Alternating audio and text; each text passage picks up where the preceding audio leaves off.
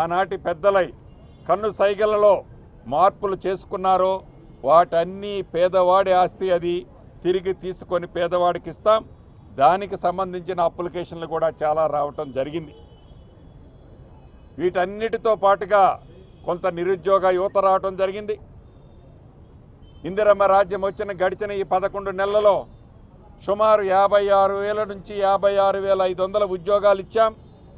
ఇంకా ఇవ్వాల్సినవి ఉన్నాయి.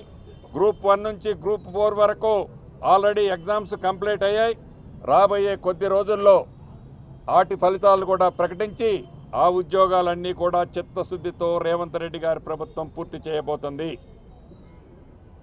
అన్ని వర్గాలకి, ముఖ్యంగా రైతన్నలకి, కొంతమంది అర్హులైన వాళ్ళు 2 లక్షల రూపాయల రుణమాఫీ ఇంకా చేయాల్సిన అవసరం ఉంది.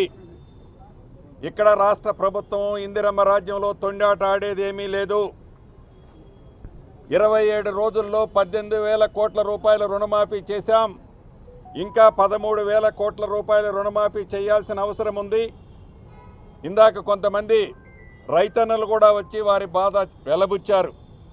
టెక్నికల్ కారణాల చేత ఇతరత్ర ఆగినవి వాటితో పాటు 2 లక్షల కంటే పైన ఉన్న వాళ్ళది అది కూడా కట్టిపించుకొని 2 లక్షల రూపాయల వరకు ఇంకా మిగిలిన 13,000 కోట్లు లేకపోతే 100-200 కోట్లు ఎక్కువైనా కూడా చిత్తశుద్ధితో అర్హులైన ప్రతి రైతన్నకి 2 లక్షల రూపాయల వరకు మిగిలిన 13,000 కోట్లు ఈ డిసెంబర్ లోపులోనే ఇవ్వబోతున్నాం.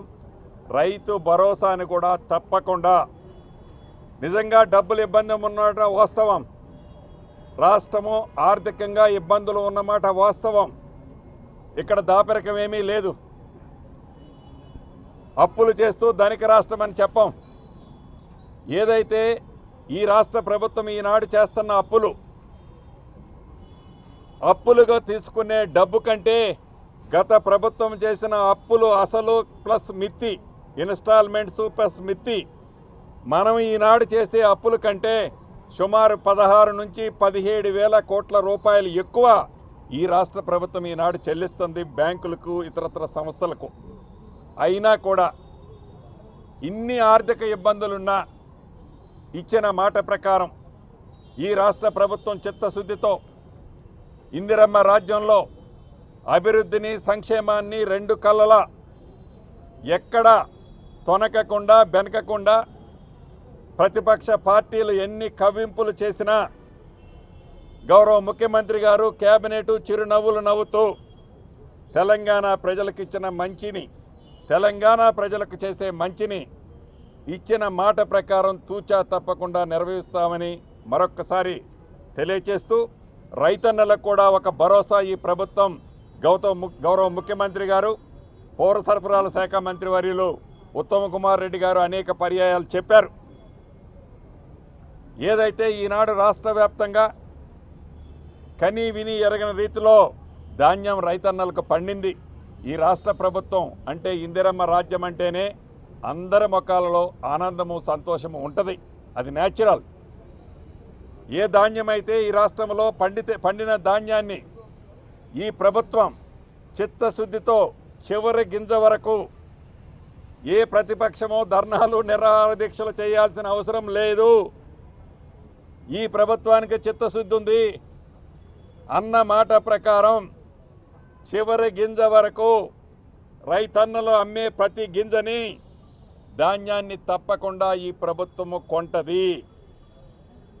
ఎక్కడైనా చిన్న టెక్నికల్ కారణాల చేత ఏ జిల్లాలోనైనా ట్రాన్స్పోర్టు ఇతరత్ర ఇబ్బందులు ఉంటే ఉదయమే గౌరవ ముఖ్యమంత్రి గారు మా గౌరవ మంత్రులు, ఇన్ఛార్జి మంత్రులందరికీ ఆదేశాలు ఇచ్చారు. తప్పకుండా కలెక్టర్లందరినీ ఏమంటే రెగ్యులర్ ఫాలోఅప్ ఇన్ఛార్జి మంత్రులను చేస్తున్నాం. ప్రతి పాత ఉమ్మడి జిల్లాకి ఒక సీనియర్ ఐఏఎస్ ఆఫీసర్ని కూడా ఇప్పటికే డిప్యూటేట్ చేశారు. రైతన్నలకు ఒకటే భరోసా ఇస్తున్నాం, ప్రతి గింజని కొంటది. సన్న రకం ధాన్యానికి అదనంగా ఎంఎస్పి రేటు కంటే 500 రూపాయలు కూడా ఈ ప్రభుత్వం ఇస్తుంది. కాబట్టి రైతన్నలు ఎక్కడ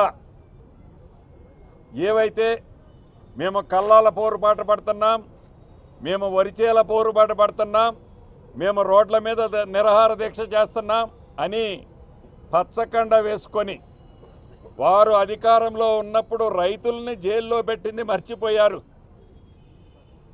వారు అధికారంలో ఉన్నప్పుడు రైతులని ఎంత దీనాతి దీనంగా చూశారో మర్చిపోయారు.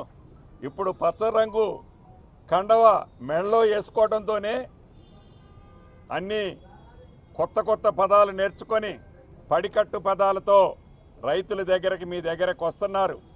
ఎవరు నిరాహార దీక్షలు, ఎవరు ధర్నాలు, ఏ పోరాటాలు అక్కరల రైతుకి అండగా ఉండేది ఇందిరమ్మ ప్రభుత్వం. చివరి గింజ వరకు ఈ ప్రభుత్వం కొంటదని యావత్ మీడియా ద్వారా రాష్ట్రంలో ఉండే రైతన్నలందరికీ తెలియజేస్తూ సెలవు తీసుకుంటున్నాను.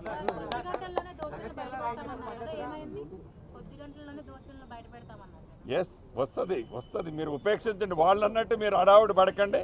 తప్పకుండా ఒకటి ఆల్రెడీ మేము